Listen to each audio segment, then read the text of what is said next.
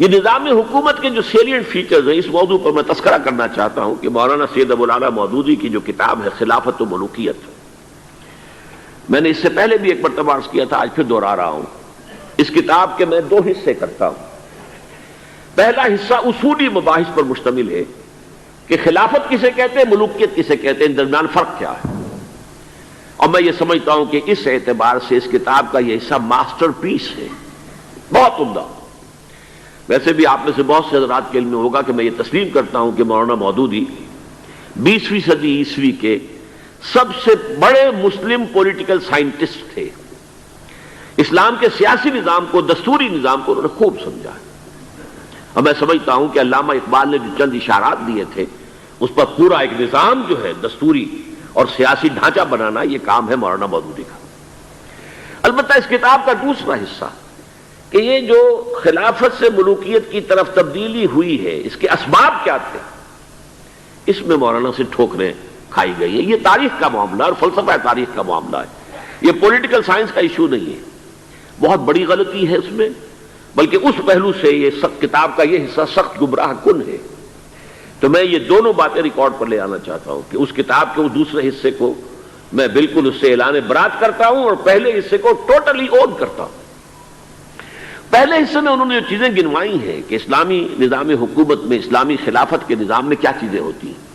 Number 1، اللہ کی حاکمیت، کتاب و سنت کی بالادستی، ٹھیک، یہ تو یقیناً جیسے تھی ویسے ہی اب بھی تھی، لوگوں کی انفرادی زندگیوں میں اب بھی تھی، اور یہ کہ کم سے کم نظری طور پر حکومت کی سطح پر بھی یہ حکومت اللہ کی اور کتاب و سنت کی ٹوٹل بالادستی، اس کو تسلیم کیا جاتا تھا۔ فرق کہاں آیا؟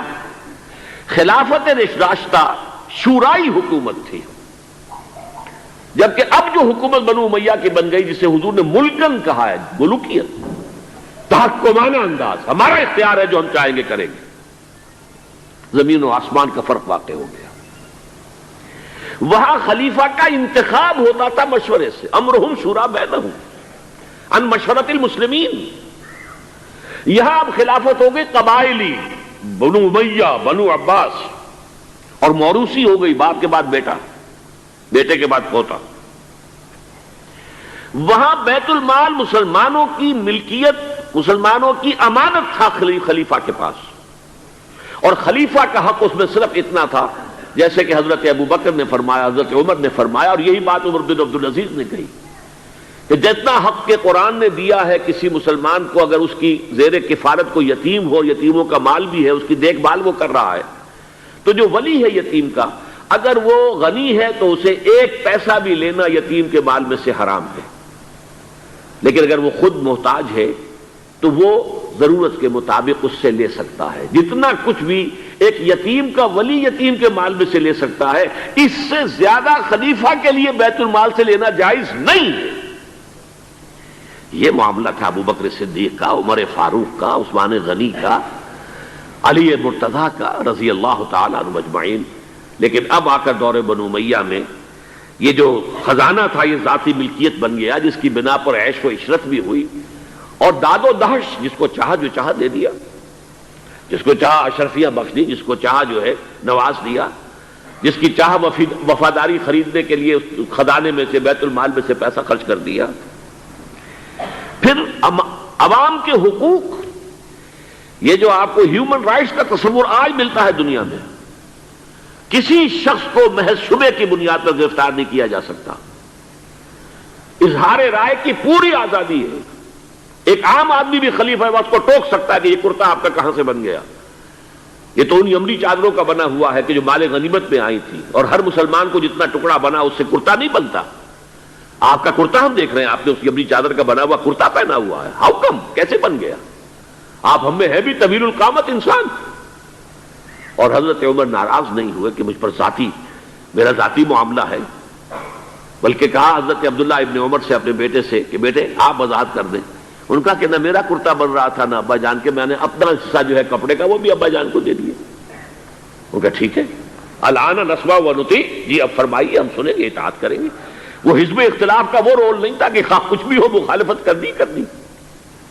ایک بوڑھی عورت ہے وہ ٹوک رہی ہے، عمر تم کون ہوتے ہو ہمارے حق بہر کے اوپر حد بندی کرنے والے؟ سیلنگ اس سے زیادہ نہیں ہوگا. تم کون ہوتے ہو؟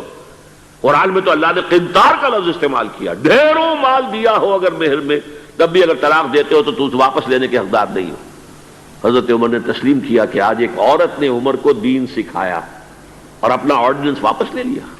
یہ نظام حکومت, یہ مساوات کے سفر کر رہے ہیں. بیت المقدس کا سفر کوئی 50-100 میل نہیں ہے, 700 میل کا سفر, دق و دق صحرا کا سفر. اور ایک خادم, ایک اونٹ, اس پر باری باری بیٹھ رہے ہیں, جس لیے کہ 2 آدمی بیک وقت نہیں بیٹھ سکتے. سارا راشن بھی اسی اونٹ پر ہے. ایک منزل خلیفہ اوپر بیٹھے ہیں تو خادم جو ہے نکیل پکڑ کر آگے چل رہا ہے. اگلی منزل میں اب خادم اوپر بیٹھا ہے اور خلیفہ جو ہے نکیل پکڑ کے آگے چل رہا ہے. یہ مساوات, یہ تھی خلافت راشدہ. ظاہر بات ہے کہ اب صورتحال تبدیل ہو گئی. پہلے ملک جو تھا وہ اللہ کا تھا, اب ذاتی جاگیر بن گیا, اور اس ذاتی جاگیر میں سے جاگیریں دے دی گئی اپنے خاندان والوں کو, بنو امیہ کو سب سے بڑھ کر, اپنے جو بھی اور وفادار ہیں, جو بھی اور حمایتی ہیں ان کو. اس کے علاوہ جس کے لیے حضور نے اسے ملکن اعظم کہا ہے, ملکن اعظم. عضا یعض کہتے ہیں دانتوں سے کاٹنے کو.